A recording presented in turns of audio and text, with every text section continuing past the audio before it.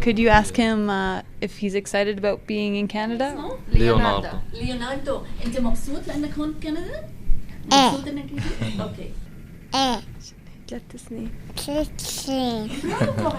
What did he say? Yeah, he's excited that he's here. He's happy. And I asked him if he would like to go to school. He said yes. And I asked him how old he was. He said he's 3 years old.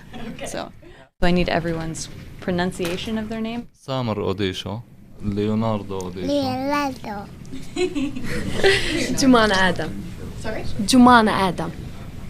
So I guess I'll just start with the basics.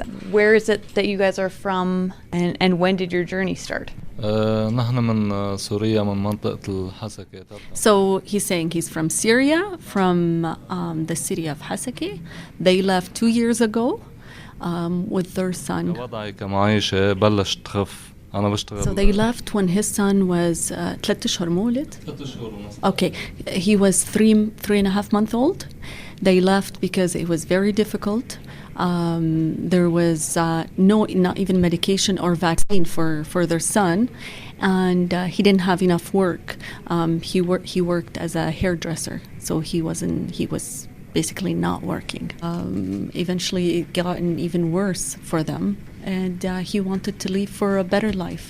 So he left by road. They left by road to Lebanon. And they stayed at relatives.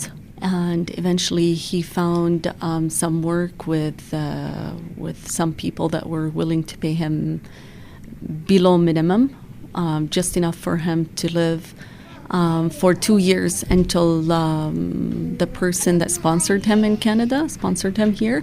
He told him there's an opportunity for you to actually get out and come to Canada. قديش أخذ وقت الورق من وقت ما قدم لك؟ 9 شهور. 9 months. It took 9 months since he applied. Now you're in Calgary. What is it that you have to overcome now? الجماعة اللي ساعدوني أنطوانيت. He wants to obviously study English. He wants to learn the language. He would like to work as a hairdresser. So that's what he's going to be aiming for. I know you have a child, obviously, and your wife. What are they expecting that they will find in Calgary? بحب أشكر كلهم اللي ساعدونا.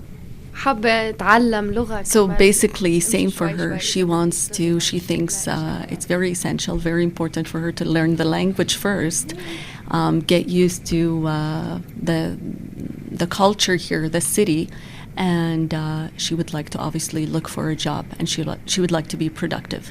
I guess what are your feelings now that you're in Canada, that your journey is kind of finally over? يعني حسينا إنه في أمان وفي استقرار وفي مستقبل لابننا ولأننا ولابننا كمان لنقدر نأسس. مرحلة الرعب راحت.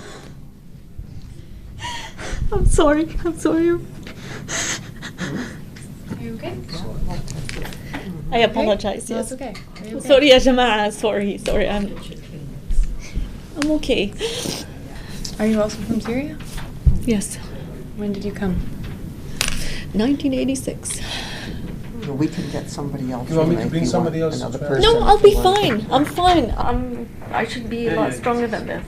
So he was just explaining that as soon as he landed, it became real to him that he's finally safe in a safe place and there's future. He felt the future for himself and for his son.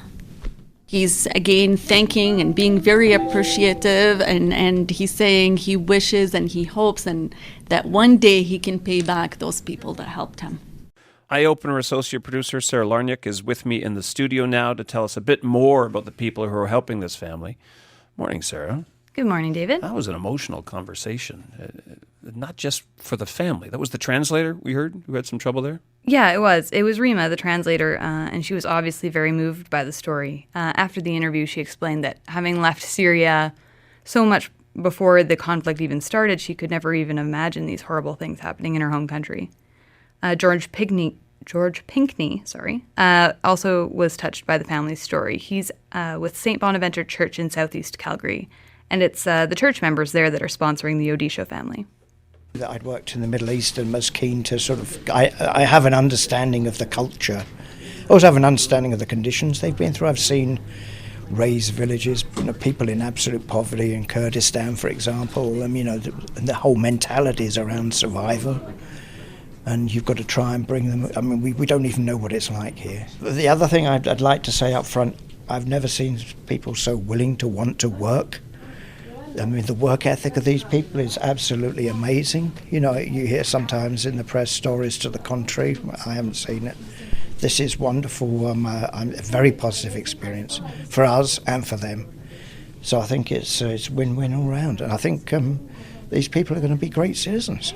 George Pinckney also talked about how he himself was an immigrant from Britain. He said it was hard for him to settle in Calgary, and he wasn't fleeing war, and when he got here, he already knew the language. Yeah, we heard in the interview that's how important that is to the family to learn the language. I mean, they can't have that translator with them all the time. It's going to be difficult, isn't it? Exactly. Luckily for this particular family, it helps that the wife's brother is already here in Calgary. He came to Canada 3 years ago, and it helps with the language barrier. The Calgary Catholic Immigration Society is also helping the family, getting them connected with the right support groups and setting them up with language classes. Is this the only family the Immigration Society is dealing with?